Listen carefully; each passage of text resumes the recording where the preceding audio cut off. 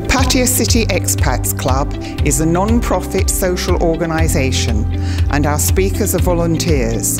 The club as such assumes no responsibility or liability for the professional reputation of or the quality of services provided by the speaker today.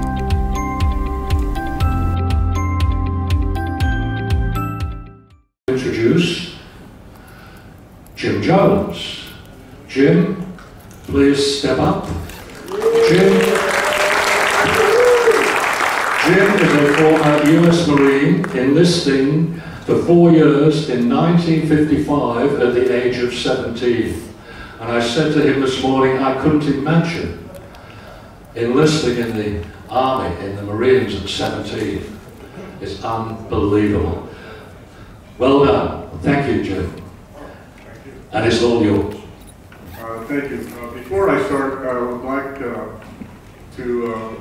yesterday was the Marine Corps' birthday, 243 years. So I'd like to wish any Marines that are here and all the Marines a happy birthday. This is a short sound thing from the ending of the World War I, the Great War. It's a very short sound clip. If you would just be kind of quiet and you can listen.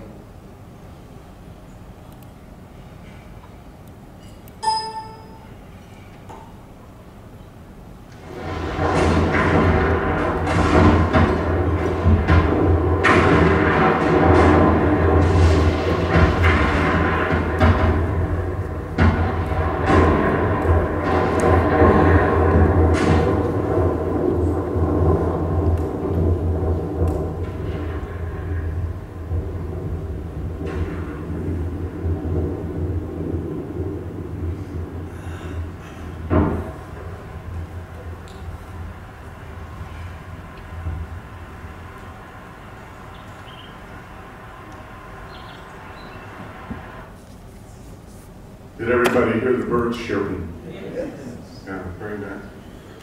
The interesting thing about the final day, more people died on that day than died in D-Day, June 6, 1944. I didn't know that. Armistice Day, the original Veterans Day, in recognition of armistice of the ceasefire that ended World War I, or as they call it then, the Great War. It was effective on the 11th hour, 11th day, 11th month, 1918. President Wilson proclaimed Armistice Day because it marked the official end of hostilities in Western Europe. The Great War didn't officially end until the Treaty of Versailles on June 28, 1919. Right after the Korean conflict in 1954, Armistice Day was officially changed to Veterans Day in order to recognize American veterans of all wars. On October 8, 1954, President Eisenhower signed a bill that gave veterans many benefits: ID cards, special spousal benefits, money for vets and disabled vets, and grants. In 1968, Congress decided to pass a uniform holiday bill designed to move several holidays to Monday to create a 3-day weekend for federal employees. The goal was to encourage tourism, travel, and give families more time together. But all it did was create a mass confusion, and many states celebrated on the original date. In 1975, President Ford recognized the significance of the date, signed a law returning it back to November 11th, beginning in 1978.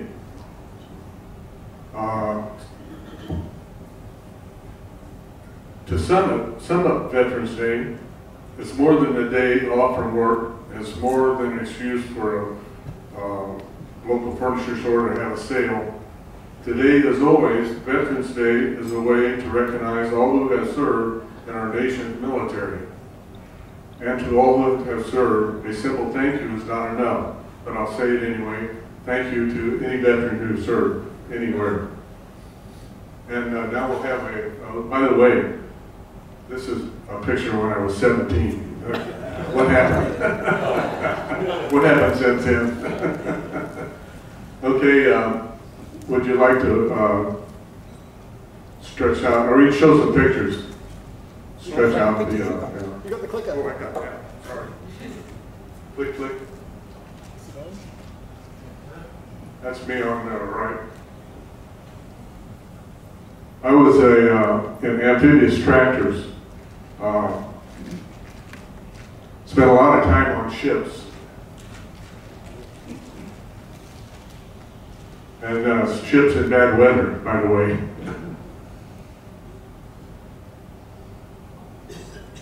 Funny thing, I never got seasick. We always got a good peanut game going, so it kind of kept your mind occupied. Except one time I was in a typhoon for 5 days and everybody got sick, believe me. A lot of people say join the Navy and see the world. I joined the Marine Corps and I saw, this is what I was in, amphibious tractors. I've been across the Pacific 5 times on ships. I've been across the Atlantic once. I've been Puerto Rico on a ship. I spent 6 months cruising up and down the coast of Vietnam on a ship. So I spent probably a lot of time on ships. Also across the Atlantic, I was on a med cruise, but I had to get off in Spain. This is the ending of my career in amphibious tractors in Vietnam. Not a very fun time.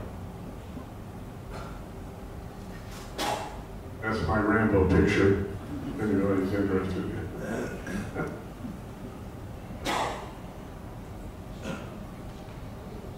This is an interesting picture of my early days in the Marine Corps.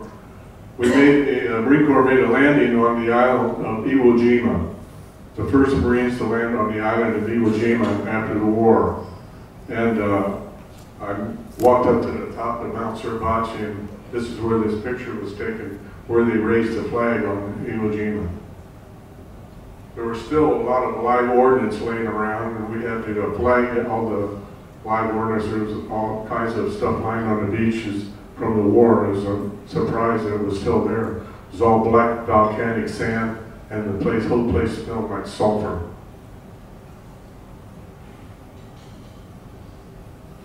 This is like one of the older ships that we used to unload from. They would open the front door and we'd drive out the front.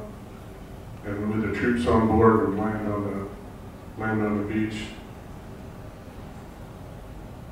That's coming off the ship. That's the back of my tractor. I was driving. I was where the fire is. That's where I was sitting. I got out pretty fast, believe me.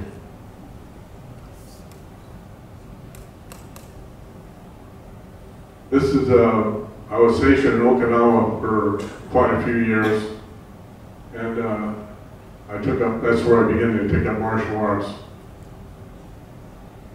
This teacher here was, he's still around. He's pretty old right now. I think he was around 44 then. I think he's still alive. That's me. I can't do that anymore, though. I'm too old.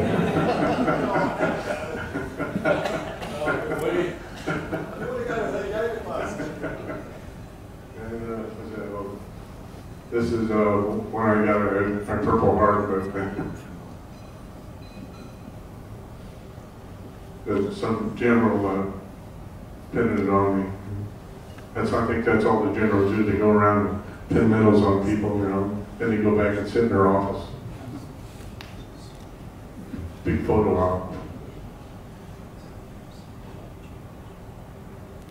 Any questions about my pictures? Well, before we do that, we're going to. This time, yeah. Okay, not time yet. Okay. I was just wondering, is it polite to ask what you did to get your Purple Heart? Is that polite to ask, or you don't ask, or what? Well, you get a Purple Heart for being wounded in action. Okay, where were you wounded? Are you all right? Well, I got concussion and burns.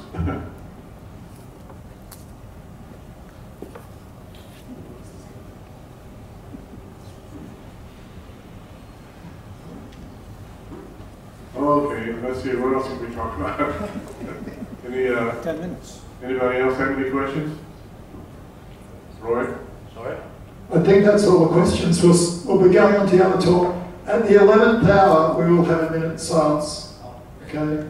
And thank everybody for their service. And thank JJ for that really wonderful work.